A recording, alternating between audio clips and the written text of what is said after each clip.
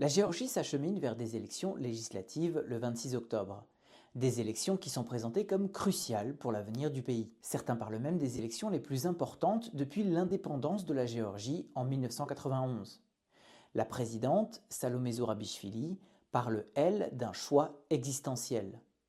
Alors pourquoi cette tension et quels sont les enjeux de ces élections? Bonjour à tous, c'est Sébastien et bienvenue dans cette vidéo où l'on parle des récents choix du gouvernement géorgien, de sa position vis-à-vis de la Russie et des perspectives pour la Géorgie après ces élections. Dans la perspective du scrutin, le camp gouvernemental est incarné par le parti du rêve géorgien qui est au pouvoir depuis 2012. C'est un parti qui a été fondé et qui est totalement inféodé à un oligarque, Bidzina Ivanishvili. Lui, c'est une personnalité incontournable en Géorgie, c'est le principal oligarque, il a été Premier ministre entre 2012 et 2013 et depuis, il tire les ficelles en coulisses. Bidzina Ivanishvili, c'est un pur produit de la Russie post-soviétique.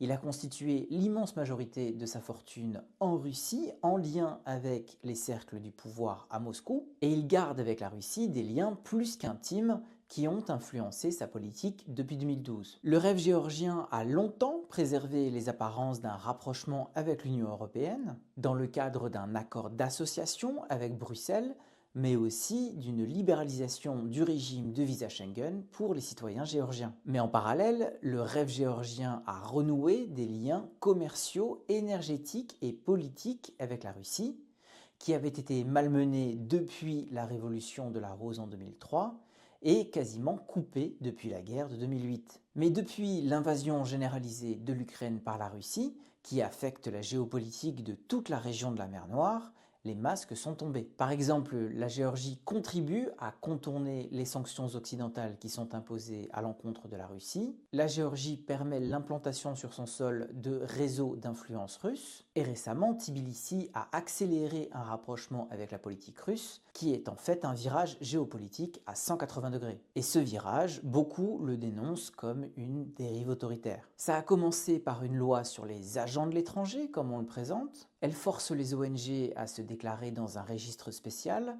dans le cas où elles bénéficient de plus de 20% de financement étranger. C'est une loi calquée sur le modèle russe qui vise d'abord et avant tout à stigmatiser ces ONG comme des agents de l'étranger. En Russie, elle avait permis d'exercer une pression croissante sur la société civile et finalement de la museler. En Géorgie, le passage de cette loi a provoqué des manifestations de masse à Tbilissi et à travers le pays pendant plus de 2 mois, mais le pouvoir les a soit ignorés, soit réprimés brutalement. La loi est en application depuis le 1er septembre, mais l'immense majorité des quelques 25 000 ONG du pays ont refusé de se plier à l'obligation de se déclarer. Dans la foulée de cette décision, le rêve géorgien a fait passer une loi sur la protection des valeurs familiales et des mineurs. Une loi décriée plus simplement comme anti-LGBT+.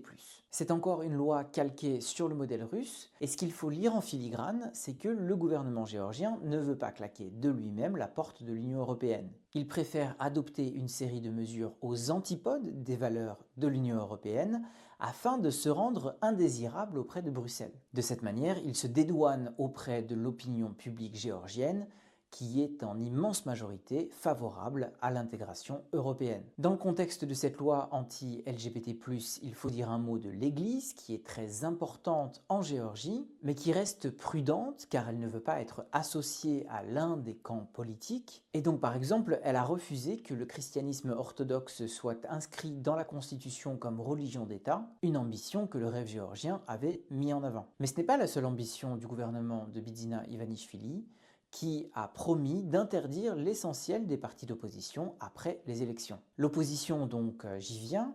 Le parti principal, c'est le Mouvement national uni, qui avait été fondé par l'ancien président Mikhail Saakashvili. Mikhail Saakashvili, le révolutionnaire iconique de la révolution de la Rose en 2003, Mikhail Saakashvili qui est en prison depuis 2021. Le Mouvement national uni, comme l'essentiel des partis d'opposition, sont dans une démarche de défiance vis-à-vis d'un système politique qu'ils considèrent comme de plus en plus capturé par Bidzina Ivanishvili. Et face à cette dérive autoritaire qui les rapproche du giron russe et donc du passé soviétique, ils multiplient les actes de boycott et cherchent à s'en référer aux partenaires occidentaux de la Géorgie. Mais ceux-ci semblent impuissants. La Commission européenne émet des avis défavorables l'un après l'autre, le processus d'ouverture des négociations d'adhésion à l'Union européenne a été gelé, la libéralisation du régime de visa Schengen pour les citoyens géorgiens pourrait être remise en cause, ce qui est assez impressionnant quand on se rappelle que la Géorgie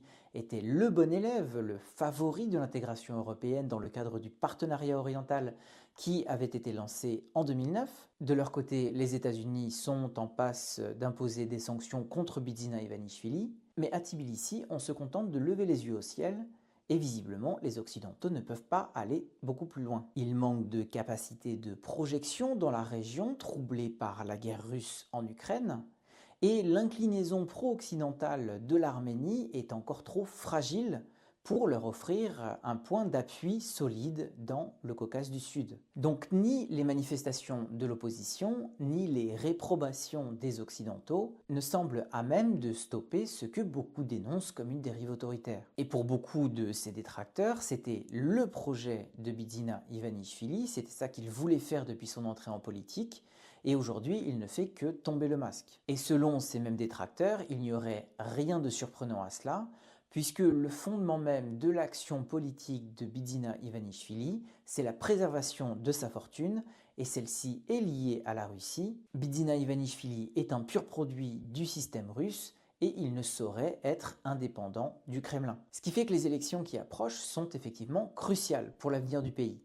La présidente Salomé Zourabichvili, donc par ailleurs une ancienne diplomate française, parle de choix existentiels qui aura des conséquences politiques, sociétales, économiques évidentes, mais aussi géopolitiques. Bidzina Ivanishvili a ainsi récemment défrayé la chronique en appelant la Géorgie à présenter des excuses pour la guerre de 2008, ce que Tbilissi avait toujours dénoncé comme une invasion injustifiée de la part de la Russie. Et donc si la Géorgie émet des excuses officielles, ce sera un virage géopolitique à 180 degrés qui justifiera l'agression russe et qui changera du tout au tout les ambitions de réintégration des régions d'Abkhazie et d'Ossétie du Sud. Donc je rappelle, ce sont des régions soi-disant sécessionnistes qui sont occupées et contrôlées par la Russie. Et donc peut-être que leur réintégration sera complètement gelée, ou bien qu'elle se fera sur la base d'une formule à la russe, dans le cadre d'une fédéralisation du pays qui bloquera son rapprochement avec l'Union européenne. Le scénario de la fédéralisation, il a aussi été tenté en Transnistrie vis-à-vis de la Moldavie,